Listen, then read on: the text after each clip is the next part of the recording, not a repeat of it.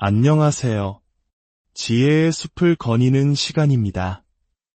오늘 우리는 인생의 가장 근본적인 질문 중 하나와 마주하게 됩니다. 나는 누구인가? 그리고 나는 무엇이 될 수 있는가? 이 두 질문 사이의 깊은 관계를 탐색하며 우리 각자의 삶을 변화시킬 수 있는 강력한 원칙들을 발견하는 여정을 떠나고자 합니다. 본격적인 이야기에 앞서 잠시 여러분의 도움이 필요합니다. 만약 오늘 우리의 이야기가 여러분의 마음에 작은 울림이라도 준다면 좋아요를 통해 그 마음을 표현해 주시고 이 지혜가 더 널리 퍼질 수 있도록 공유를 부탁드립니다. 저희 채널 구독은 여러분과 제가 함께 성장하는 공동체를 만드는 가장 확실한 방법입니다. 여러분의 참여 하나하나가 저희에게는 큰 힘과 격려가 됩니다. 이 시간이 여러분의 삶의 축복이 되기를 기원하며 이제 시작하겠습니다. 우리는 우리 자신을 존재와 되어감이라는 두 가지 측면으로 이해할 수 있습니다. 존재는 바로 지금 여기 있는 당신의 모습입니다. 당신의 성격, 습관, 그리고 지금까지 살아온 삶의 총체이죠. 하지만 우리는 그저 고정된 존재가 아닙니다. 우리는 끊임없이 변화하고 성장하는, 즉 되어가는 존재이기도 합니다. 여기서 아주 중요한 삶의 원칙 하나가 나옵니다. 현재의 당신을 위해 당신이 될 수 있는 미래의 가능성을 희생하지 말라. 만약 당신에게 긍정적인 방향으로 변화할 기회와 현재 상태를 유지하는 것 중 하나를 선택해야 한다면 주저없이 변화를 선택해야 한다는 뜻입니다. 이것이야말로 우리 존재의 핵심이며 진정한 나를 찾아가는 과정입니다. 당신은 누구입니까? 당신은 바로 지금의 당신을 변화시키는 그 힘 자체입니다. 하지만 현대사회, 특히 일부 교육 현장에서는 가치 체계가 상대적이라고 가르치며 큰 실수를 저지르고 있습니다. 모든 가치가 동등하다면 우리는 어떤 방향으로 나아가야 할지 알 수 없게 됩니다. 이는 마치 망망대해에서 나침반 없이 표류하는 것과 같습니다. 우리는 존재하는 나와 되어가는 나를 모두 가지고 있으며 되어가는 나를 더 높은 가치에 두어야 합니다. 이는 때로 고통스러운 희생을 요구합니다. 병적으로 집착하고 있던 낡은 습관, 관계, 사고방식을 과감히 떨쳐내야 하기 때문입니다. 마치 늙고 쇠약해진 불사조가 스스로 불길에 몸을 던져 재가 된 후 그 속에서 더 강하고 아름다운 모습으로 부활하는 것처럼 말입니다. 다시 태어나고 싶으신가요? 이 질문은 사실 핵심을 비껴간 것입니다. 진짜 질문은 이것입니다. 기꺼이 불길 속으로 뛰어들 준비가 되셨나요? 대부분의 사람들은 아니오라고 답할 것입니다. 하지만 그것은 잘못된 대답입니다. 우리 안의 모든 쓸데없는 것들, 우리를 올가매는 낡은 생각들을 모두 불태워버려야 합니다. 무엇을 버려야 할지 모르겠다고 말할지도 모릅니다. 하지만 그것은 솔직하지 못한 변명일 뿐입니다.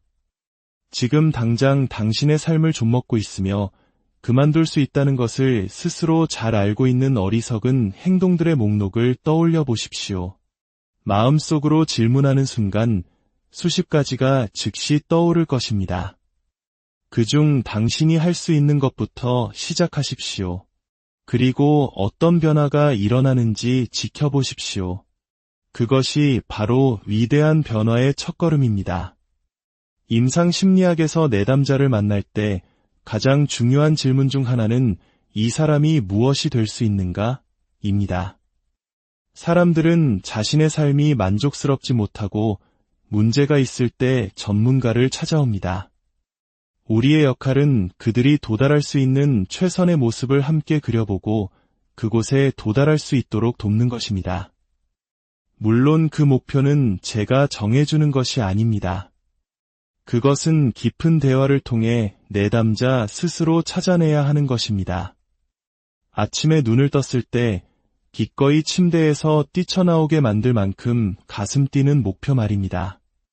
일단 목표가 명확해지면 그 목표를 향한 변화의 과정을 구체적으로 설계하고 연습을 시작해야 합니다. 처음에는 서툴고 엉망일 것입니다. 하지만 괜찮습니다. 중요한 것은 서툰 실력이 아니라 포기하지 않는 꾸준함입니다. 아주 작은 개선이라도 꾸준히 지속한다면 당신은 결국 승리하게 될 것입니다. 우리는 여기서 더 근본적인 질문과 마주합니다. 세상이란 무엇인가? 과학은 이 질문에 대해 세상은 객관적인 현상들의 집합체라고 답합니다. 이것은 매우 강력하고 유용한 관점이며 인류에게 엄청난 기술적 진보를 가져다 주었습니다. 하지만 이 대답은 반쪽짜리에 불과합니다. 세상은 그저 생명 없는 물질의 총합이 아닙니다. 그 안에는 의식을 가진 생명체, 바로 우리 인간이 존재하기 때문입니다. 의식을 가진 우리에게 정말로 중요한 질문은 객관적인 세상은 무엇인가? 가 아니라 이 세상 속에서 나는 어떻게 행동해야 하는가? 입니다. 과학적 방법론은 그 본질상 가치를 배제합니다. 객관성만을 추구하기 때문이죠. 따라서 가치가 제거된 수많은 사실들 속에서 우리가 어떻게 살아야 하는지에 대한 가치를 이끌어내는 것은 불가능합니다. 사실은 우리에게 무엇을 해야 할지 말해주지 않습니다. 우리에게는 사실을 해석하고 행동의 방향을 결정할 또 다른 무언가가 필요합니다. 그것이 바로 이야기, 즉 서사적 틀입니다. 우리는 이야기를 통해 세상 속에서 어떻게 행동해야 할지를 배웁니다. 이것은 우리에게 방향을 제시합니다. 그리고 인간에게는 방향이 반드시 필요합니다. 왜냐하면 목표를 향해 나아갈 때 우리는 삶의 가장 중요한 동력인 긍정적 감정을 느끼기 때문입니다. 긍정적 감정은 우리를 움직이게 하는 에너지이자 인생의 고통과 두려움에 맞설 수 있는 강력한 방패입니다. 따라서 우리에게는 목표가, 가치 체계가 반드시 필요합니다. 그렇다면 어떤 가치 체계를 따라야 할까요? 여기서 포스트 모더니스트들의 모든 가치는 상대적이라는 주장이 왜 틀렸는지가 드러납니다. 첫째, 나의 가치 체계는 결코 나 혼자만의 것일 수 없습니다. 우리는 타인과 함께 이 세상을 살아가기 때문입니다. 놀이터에서 인기 있는 아이가 되고 싶다면 다른 아이들도 함께 즐길 수 있는 게임의 규칙을 따라야 합니다. 우리 문화에서 눈치가 중요한 이유와도 같습니다. 나 혼자만의 규칙으로는 공동체 안에서 조화롭게 살아갈 수 없습니다. 우리는 오랜 시간 동안 같은 공간을 공유하며 서로에게 피해를 주지 않고 가능하면 서로에게 이득이 되는 방향으로 협력하는 방법을 찾아야 합니다. 이것이 도덕의 기원입니다. 둘째, 우리의 가치 체계는 사회적 동의만으로는 충분하지 않습니다. 그것은 또한 객관적 현실 속에서도 작동해야 합니다. 우리가 함께 살아가는 방식이 자연의 법칙에 어긋나거나 현실 세계에서 계속 실패를 초래한다면 그 방식은 결국 파국을 맞게 될 것입니다. 예를 들어 어떤 질병에 대해 잘못된 가설을 세우고 그에 따라 행동한다면 병은 더욱 악화될 것입니다. 이것은 상대주의가 끼어들 틈이 없는 명백한 현실의 피드백입니다. 우리의 내면에도 수많은 제약 조건이 존재합니다. 우리는 하나의 통일된 자아처럼 보이지만 사실 그 안에는 다양한 욕구와 본능을 가진 여러 하위 인격들이 공존합니다. 마치 수많은 선원이 노를 젓는 배의 선장처럼 우리의 자아는 이 다양한 내면의 목소리들을 조율하고 통합해야 합니다. 식욕, 수면욕, 안전에 대한 욕구 등 생물학적 요구를 무시하는 삶의 방식은 지속될 수 없습니다. 결국 우리는 복잡한 제약 조건들의 그물망 속에서 살아가고 있습니다. 내면의 생물학적 요구를 충족시켜야 하고 타인과 조화로운 관계를 맺어야 하며 나아가 자연 세계의 법칙 안에서 생존해야 합니다. 이 모든 제약들을 만족시키는 최적의 길을 찾는 것, 그것이 바로 지혜로운 삶의 기술입니다. 이러한 복잡한 체계 속에서 모든 해답은 똑같이 유효하다고 말하는 것은 터무니없는 주장입니다. 무작위로 아무렇게나 행동해 보십시오. 현실 세계와 타인들로부터 얼마나 많은 화살이 날아오는지 곧 깨닫게 될 것입니다. 그렇다면 우리는 어떻게 시작해야 할까요? 모든 위대한 여정은 첫걸음에서 시작됩니다. 그리고 그 첫걸음은 바로 당신이 매일 마주하는 공간, 당신의 방을 정리하는 것에서부터 시작될 수 있습니다. 많은 젊은이들이 세상을 바꾸고 싶다는 원대한 꿈을 이야기합니다. 그것은 그 자체로 매우 긍정적인 열망입니다. 하지만 진짜 문제는 그 열망이 종종 다른 사람을 바꾸려는 시도로 이어진다는 점입니다. 세상을 바꾸고 싶다면 다른 사람을 비난하기 전에 먼저 자기 자신을 바꿔야 합니다. 이는 동양의 고전에서 말하는 수신제같이 국평천하의 지혜와 정확히 일치합니다. 먼저 자기 자신을 닦고 그 후에 가정을 바로 세우고 나라를 다스리고 천하를 평안하게 한다는 뜻입니다. 모든 것의 시작은 바로 나 자신을 바로 세우는 데 있습니다. 자기 방 하나 제대로 정리하지 못하면서 어떻게 복잡한 경제 시스템이나 사회 구조를 바로잡겠다고 말할 수 있겠습니까? 당신의 방을 한번 둘러보십시오. 그곳은 당신 내면 세계의 외적인 표현입니다.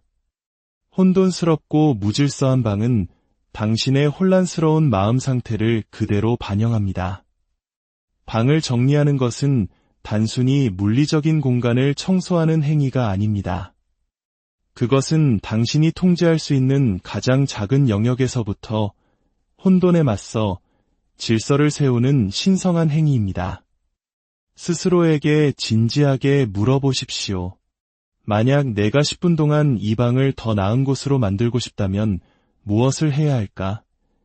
이 질문을 던지는 순간 당신의 눈에는 그동안 보이지 않던 것들이 보이기 시작할 것입니다.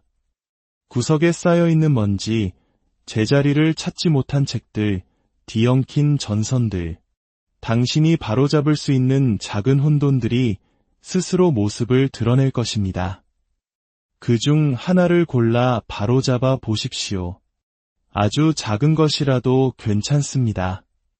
그렇게 당신이 할 수 있는 작은 일을 하나씩 해나가다 보면 당신 주변의 세상은 조금 더 명료해지고 당신 자신은 무언가를 해냈다는 성취감 속에서 조금 더 강해질 것입니다.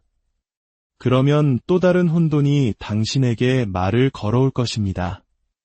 나도 한번 바로잡아 보지 않겠나? 이것은 매우 겸손한 과정입니다. 당신의 능력 범위를 넘어서는 거대한 문제를 해결하려 애쓰는 대신 당신이 지금 당장 할 수 있는 일에 집중하는 것입니다. 매일 반복하는 사소한 일들을 개선하는 것의 힘을 과소평가하지 마십시오. 아침에 일어나 이부자리를 정리하고 식사 후 설거지를 하고 잠들기 전 내일 입을 옷을 준비하는 것. 이런 일상적인 습관들이야말로 당신 인생의 50% 이상을 구성하는 가장 중요한 행동들입니다. 이런 작은 질서들이 모여 당신의 삶 전체를 단단하게 지탱하는 기반이 됩니다. 당신의 삶의 의미를 부여하고 싶습니까? 그렇다면 당신이 하는 모든 일이 중요하고 의미 있다는 사실을 받아들여야 합니다. 방을 정리하는 작은 행위 하나가 당신의 삶을 바꾸고 나아가 세상을 바꾸는 첫걸음이 될 수 있습니다. 혼돈 속에서 질서를 창조하는 당신의 작은 노력이 당신을 더 나은 사람으로 만들고 당신의 삶을 의미로 가득 채울 것입니다. 스스로에게 조금 더 관대해지십시오. 자신을 아끼고 사랑하는 사람을 대하듯 스스로를 대하십시오. 당신은 당신이 생각하는 것보다 훨씬 더 가치 있고 잠재력 있는 존재입니다. 당신이 내리는 결정 하나하나가 당신 자신뿐만 아니라 당신 주변의 세상에 영향을 미칩니다. 그러니 당신의 행동이 중요하다는 사실을 인지하고 존중심을 가지고 스스로를 돌보십시오. 또한 당신의 과거를 정리하는 작업도 필요합니다. 만약 18개월 이상 지난 과거의 기억을 떠올렸을 때 여전히 강한 감정적 동요가 일어난다면 그것은 당신이 그 기억을 아직 완전히 소화하지 못했다는 신호입니다. 그 기억은 해결되지 않은 채 당신의 발목을 잡고 있는 무거운 짐과 같습니다. 글쓰기는 과거를 정리하는데 매우 효과적인 도구입니다. 당신의 인생을 몇 개의 시기로 나누고 각 시기마다 감정적으로 중요했던 사건들을 기록해 보십시오. 그 사건들이 당신에게 어떤 영향을 미쳤는지, 그때 당신은 어떻게 행동했는지, 그리고 미래에 비슷한 상황이 닥친다면 어떻게 다르게 행동할 것인지 깊이 성찰해 보십시오. 이 과정을 통해 당신은 과거의 속박에서 벗어나 미래를 향해 나아갈 힘을 얻게 될 것입니다. 인생의 어두운 시기를 지날 때 우리는 주변의 작은 아름다움을 발견하는 눈을 가져야 합니다. 길에서 마주친 고양이의 여유로운 몸짓, 창가에 비치는 따스한 햇살, 친구가 건네는 다정한 말 한마디. 이런 작고 반짝이는 순간들이 절망 속에서 우리를 지탱해주는 힘이 됩니다. 시간의 단위를 좁히고 당신이 가진 것에 감사하십시오. 이것이 아주 어두운 터널을 지나는 동안 당신을 지켜줄 것입니다. 최악의 상황 속에서도 우리는 그것을 지옥이 아닌 그저 비극으로만 만들 수 있습니다. 비극과 지옥 사이에는 아주 큰 차이가 있습니다. 끔찍한 일들이 더 나빠지지 않도록 우리 각자가 노력한다면 아마도 우리는 존재의 무게를 견뎌내고 세상을 조금 더 나은 곳으로 만들 수 있을 것입니다. 궁극적으로 삶의 의미는 편안함과 안락함에서 오는 것이 아닙니다. 해변에 누워 칵테일을 마시는 삶은 일주일이면 지겨워질 환상에 불과합니다. 진정한 의미는 자발적으로 무거운 짐을 짊어지는 데서 나옵니다. 당신이 짊어질 수 있는 가장 무거운 책임을 지고 그것을 향해 나아가는 투쟁 속에서 우리는 가장 빛나는 존재가 됩니다.